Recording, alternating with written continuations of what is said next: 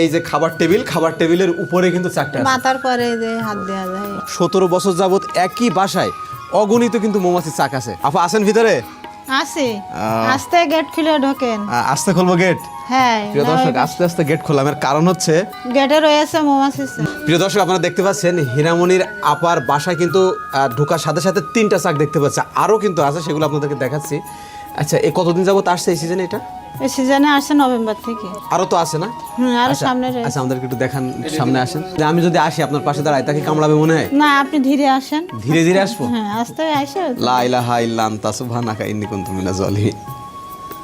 ভয় পাওয়া দরকার নেই, এসে আস্তে আস্তে আসেন, ছুটোছুটি করা যায় না। কামড়ালে কিন্তু আপনার দোষ, আপনার মৌমাছি তো।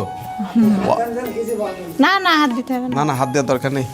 দর্শক, আপনারা দেখতে পাচ্ছেন এখানে, ওরে কি বড় চাক, এটা তো প্রায় 1.5 হাত লম্বা। দর্শক দেখতে পাচ্ছেন একদম বাসার ভিতরে কিন্তু, মানে এই যে খাবার টেবিলের উপরে কিন্তু চাকটা আছে। মাথার পরে যে হাত দেওয়া যায়।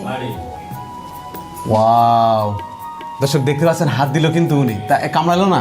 না, আমি আমি হাত দিলে কামড়াবে? আস্তে ধীরে যে হাত দেওয়া লাগবে, আস্তে করে। ওর গায়ে আস্তে করে হাত দিলে আস্তে করে কামড়াতে পারে না?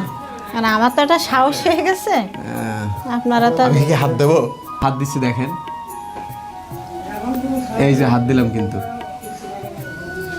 ওয়াও, বাবা, তো বিশাল ভয়ের ব্যাপার।